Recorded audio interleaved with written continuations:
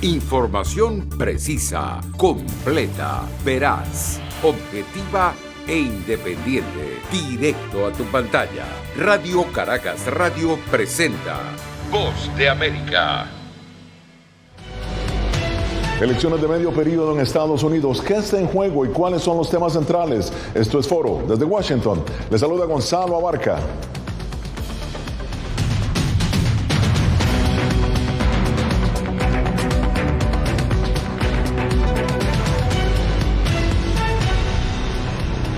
Este martes 8 de noviembre se realizan en Estados Unidos las elecciones de medio periodo, en donde se busca renovar la totalidad de los 435 escaños de la Cámara de Representantes y un tercio del Senado, es decir, 35 de los 100 escaños. Por 2 años los demócratas han tenido la mayoría en ambas cámaras. Las encuestas muestran que los republicanos tienen un mayor chance de asumir el control de la Cámara. En el Senado, todo dependerá de las elecciones en 4 estados.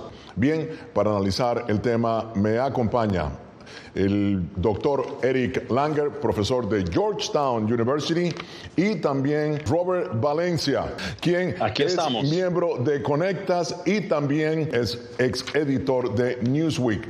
Muy bien, Robert, vamos a empezar contigo. ¿Qué pueden considerar estas elecciones o se pueden considerar estas elecciones como un referendo a la labor de Biden? Bueno, primero que todo, muchas gracias por la invitación a tu programa. Bueno, estas elecciones siempre podrían ser consideradas un referendo, ¿no? Esto lo hemos visto históricamente desde las administraciones, bueno, sin ir tan lejos, desde Donald Trump, donde perdió curules en la Cámara de Representantes, lo mismo sucedió con Obama, lo mismo ha sucedido en administraciones anteriores, donde el presidente de un partido en ejercicio, desde la Casa Blanca hablando en este caso, pues pierde curules en el Congreso. Pero yo creo que estas no son unas elecciones típicas. Es decir, aquí estamos viendo, y esta es mi preocupación, o por lo menos mi observación, es que la contienda electoral como la estamos viendo no es una contienda en franca lid. Lamentablemente hemos visto una andanada de desinformación propugnada muchas veces por, yo tengo que decirlo, por los republicanos, en donde cerca de por lo menos más de 300 electores en todos los niveles siguen empujando la idea de que lo que ocurrió el 2020, las elecciones del 2020 fueron un fraude. Y muchos de ellos están ocupando o aspirando a cargos bastante importantes, desde jueces, en las cortes altas, incluso, por ejemplo, el caso, o fiscales en este caso, o un ejemplo clarísimo es la gobernatura de Arizona, donde Kari Lake, que es la probable candidata y la probable ganadora, de acuerdo a las encuestas, ella sigue empujando esa teoría de que hubo fraude el 2020. Entonces, creo que más allá de ser un referendo por las políticas de Biden, me preocupa mucho lo que pueda llegar a ocurrir de cara al 8 de noviembre. Esa es la verdad. Ahora, muy bien, doctor Langer, ¿cuáles son los temas de estas elecciones y por qué son tan importantes? Bueno, en primer lugar, estoy totalmente de acuerdo con Robert, con que la democracia está en juego aquí, entonces hay que tener mucho cuidado, pero los republicanos tienen aquí unos temas muy fuertes, que es la economía, en primer lugar, y entonces hay inflación y la gente está sintiendo eso en sus bolsillos y por eso hay mucha probabilidad que los republicanos vayan a ganar muchas elecciones. Al mismo tiempo, también está en juego, bueno, estaba en juego y de alguna forma está en juego el tema del derecho al aborto, que hace muy poco la Corte Suprema ha fallado que no hay ese derecho, entonces que eso se devuelve a los estados. Entonces vamos a ver cómo va eso, porque evidentemente tanto los hombres como las mujeres tienen que ver con eso, pero si por ejemplo votan más mujeres, tomando en cuenta que ellos quieren mantener el control sobre sus cuerpos, o que más bien otros dicen que debería entonces cuidarse la vida aún de un feto. Entonces eso es otro tema también. Claro. Y esos son los dos grandes temas, creo que hay, además, obviamente, de lo fundamental si Estados Unidos puede seguir siendo una república democrática. Esto es Foro de la Voz de América hoy, analizando las elecciones de medio periodo en Estados Unidos. ¿A qué apuestan los republicanos y los demócratas en esta contienda?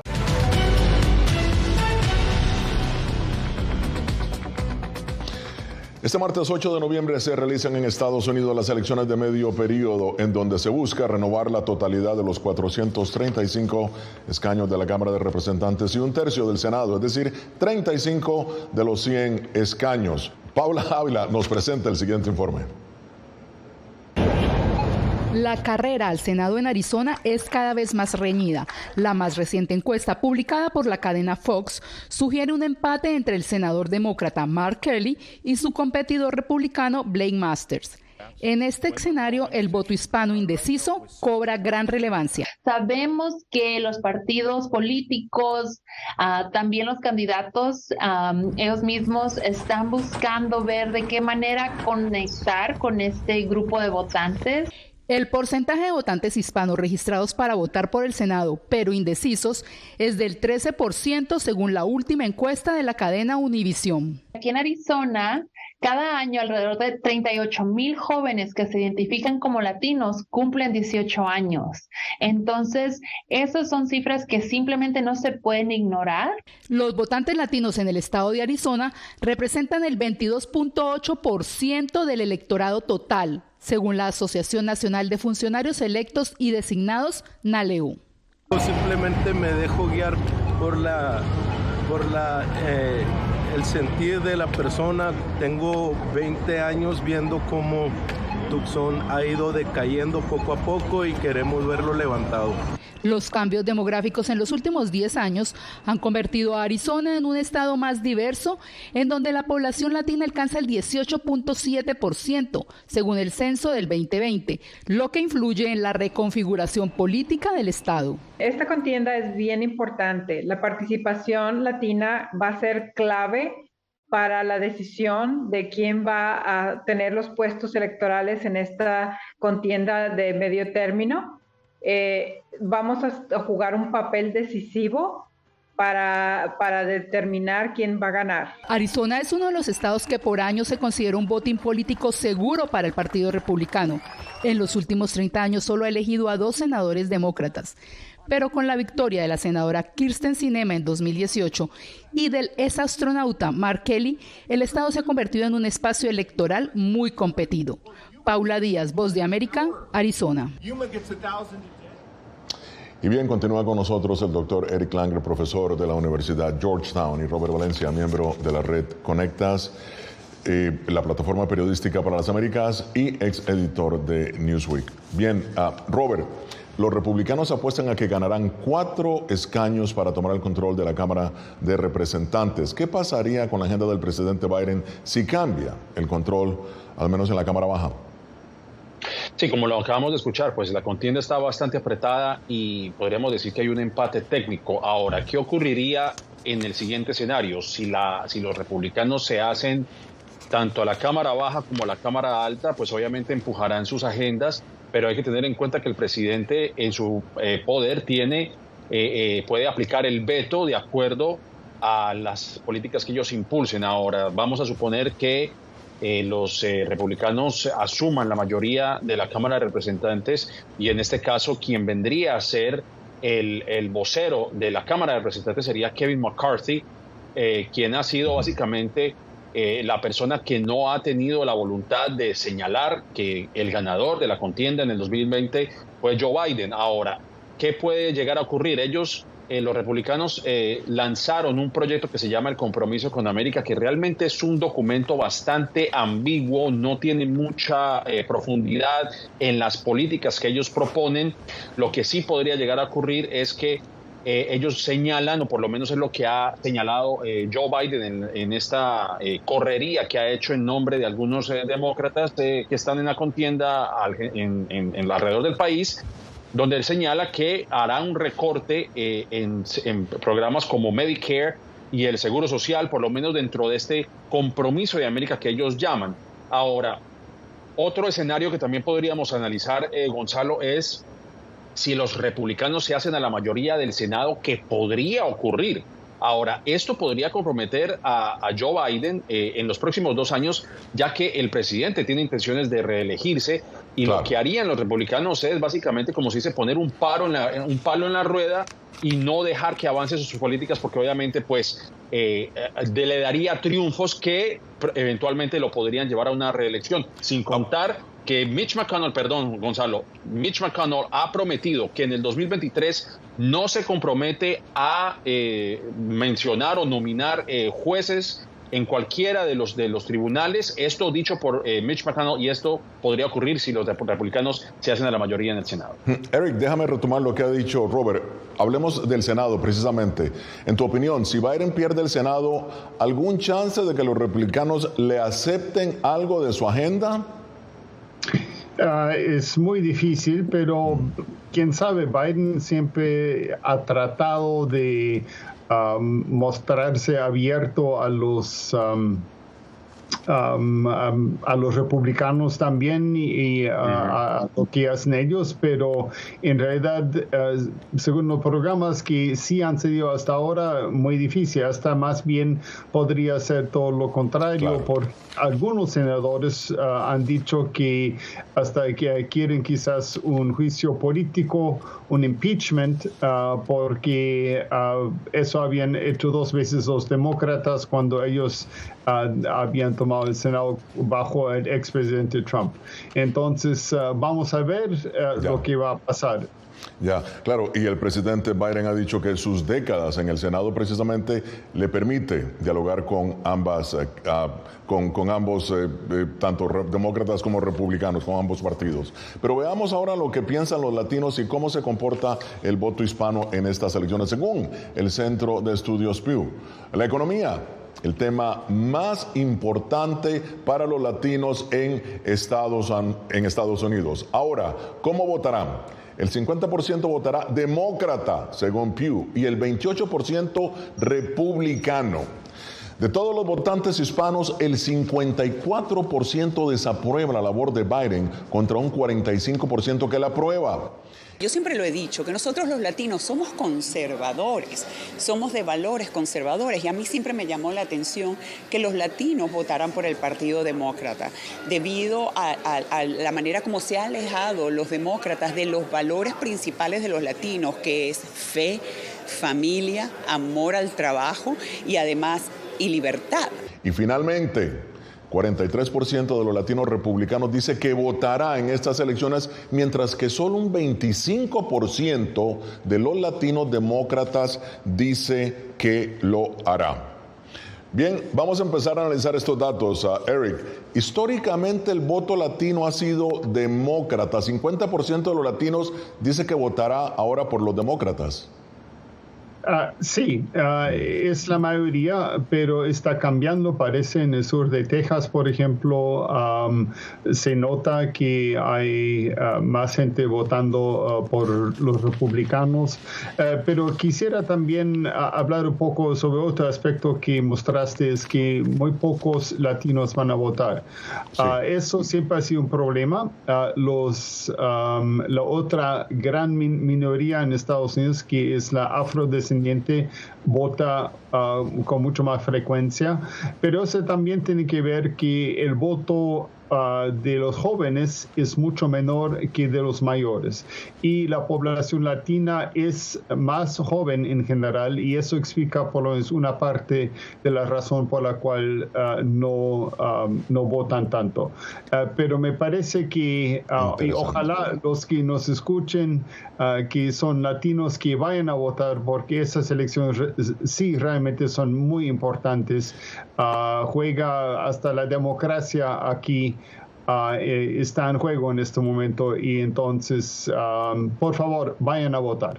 Eso es lo que ambos partidos dicen, que vayan a votar. Pero fíjate también, qué interesante, Eric, lo que estás diciendo. Los mismos republicanos han dicho, y ya han salido en un documento, de que acusaron al presidente Biden de divisivo al decir que la democracia estaba en juego, porque dicen que están todas las cartas presentes. Pero es interesante. Ahora, Robert, ¿por qué crees que los latinos demócratas están apáticos en su intención de voto. Solo el 25% dice que votará, mientras que los republicanos sí desean salir a votar, según el Centro Pew.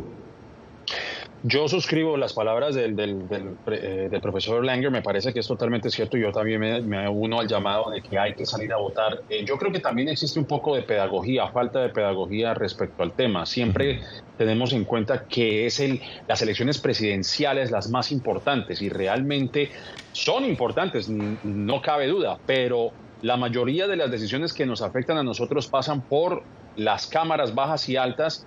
Y creo que no ha habido una pedagogía como tal de que todas las elecciones, absolutamente todas, desde nuestros superintendentes escolares hasta nuestros senadores estatales, hasta los senadores federales, son importantes, o todos estos cargos son importantes porque conforman lo que nosotros conocemos como esta democracia, en esta república en la que nosotros vivimos.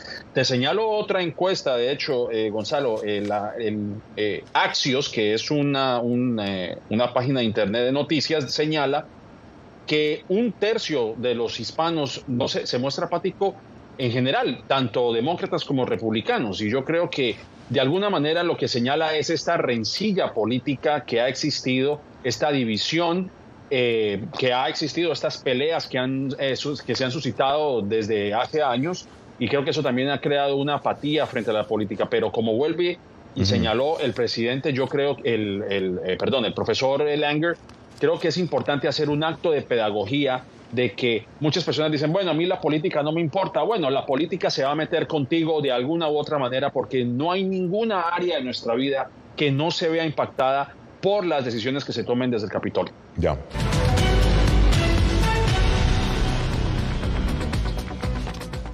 Continuamos en Foro de La Voz de América. Profesor Langer, ahora sí, hay 4 estados claves para las elecciones al Senado. ¿Están los demócratas obligados a ganar en los 4 estados? Bueno, si ganan los 4 estados, consiguen la mayoría. Pero si no, entonces van a perder. Lo que ahora es un empate en realidad, porque hay 50 curules que están en las manos de los demócratas y 50 en las manos de los republicanos. Pero eso efectivamente quiere decir que los demócratas tienen la mayoría, porque la vicepresidenta también vota si hay un empate. Y entonces, efectivamente, los demócratas tienen 50. El asunto es que en el estado de Pensilvania se retiró un senador, y entonces ahora hay un espacio abierto para que los demócratas puedan ganar, y si ganan, entonces pueden tener la mayoría absoluta, aún sin la ayuda de la vicepresidenta. Entonces, claro. Bueno, si ganan, entonces sí tienen la mayoría, y si pierden uno, ya va a seguir lo mismo, y si pierden 2, entonces van a tener la minoría. Ahora, Robert, qué interesante el estudio del Centro Pew. Dice que es el tema de la economía, y los republicanos insisten, es prácticamente el buque insignia en su campaña, la economía en Estados Unidos. ¿Recuerdas cuando los demócratas primero culparon al COVID? Luego dijeron que la inflación era transitoria. ¿Recuerdas eso? Y ahora es culpa de Putin. Ahora voy a dejar un espacio para llenar y ver a quién van a culpar después. Ahora ellos culpan a las compañías de petróleo. Ya sabes, los estadounidenses no están comprando esas excusas, pero desafortunadamente están pagando por ello. El tema de la inflación. Insisten en que es el tema principal, y de acuerdo a Pew está calando en el electorado, y no tanto el tema de la inmigración como en un principio se creía. ¿Tu análisis? Bueno, yo creo que eso también, volvemos al punto de la pedagogía. Yo creo que aquí es donde nosotros como medios de comunicación tenemos la responsabilidad de proveer una visión más amplia de lo que es la inflación. Culpar al presidente Biden, por ejemplo, o a los demócratas en ese sentido, de la inflación, pues es contar la verdad a medias. Si bien sí ha tenido una responsabilidad, por ejemplo, los economistas señalan que cuando el presidente Biden lanzó estos paquetes de estímulo después del coronavirus, y hay que señalar que acabamos de salir, o por lo menos estamos saliendo de lo peor de la pandemia. Eso también hay que tenerlo en cuenta. Ahora, decir que es el culpable, pues es decir una verdad a medias, porque también hay que tener en cuenta que hay una guerra en Ucrania liderada por Rusia, que ha impedido que muchos de los alimentos salgan al mundo, encareciendo los productos, y por eso vemos medidas como la de la Reserva Federal en aumentar las tasas de interés. Pero todo esto tiene que estar bien explicado por los medios dentro de un contexto que para mí no se ha demostrado o no se ha explicado bien. Si bien es importante la economía, claro, si bien es importante la seguridad, es importante la migración, para mí, para Robert Valencia, lo importante es la democracia.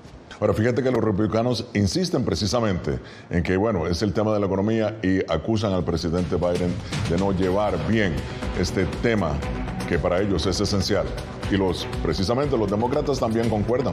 Bueno, Robert, el presidente Biden ha insistido en aprobar más jueces con visión social en los tribunales federales. Esto es algo de que vamos a hablar más adelante. Ya en la parte final de Foro. Bien, voy a empezar contigo, Eric. Tus conclusiones sobre estas elecciones. Adelante. Bueno, son sumamente importantes. Creo que hay que ir a votar. Hay muchas cosas en juego, más que todo la democracia. Yo creo que hay que conservar la democracia en este país. Es la democracia más antigua del mundo y está en peligro. Entonces es muy importante ir a votar y votar por las personas que sí van a seguir conservando esta democracia. Robert, tus conclusiones sobre esta contienda política, sus temas principales. Sí, no hay nada más que agregar. Yo creo que el profesor lo ha dicho perfectamente. Lo del 6 de enero ocurrió hace menos de 2 años y todavía sigue fresco y debe seguir fresco en la memoria de los estadounidenses. No podemos simplemente hacerle caso omiso a lo que sucedió. Es un hecho de que la democracia sigue en peligro cuando tienes electores y cuando tienes un aparato mediático que sigue dándole plataforma a estas personas para seguir empujando estas teorías. Es importante hablar de otros temas, pero no podemos hablar de la economía, ni de la inflación, ni del aborto, ni ninguno de estos temas cuando el contrato social, lo que nosotros conocemos como república, está en peligro.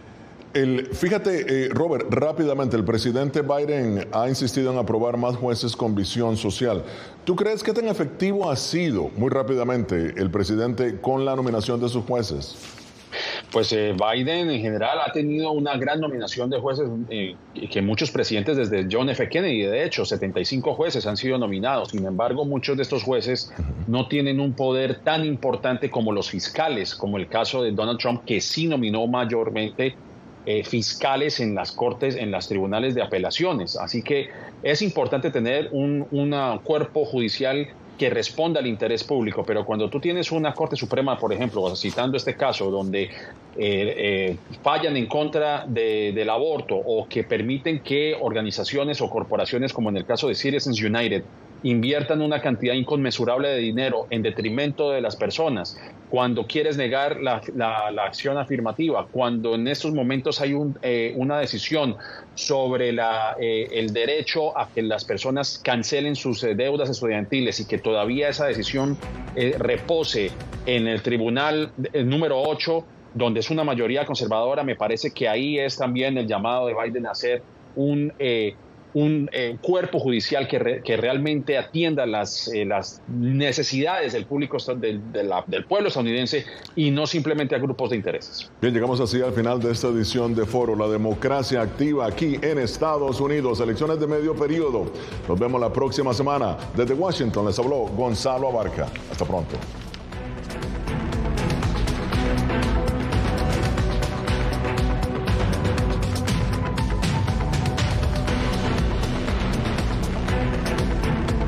Información precisa, completa, veraz, objetiva e independiente. Directo a tu pantalla.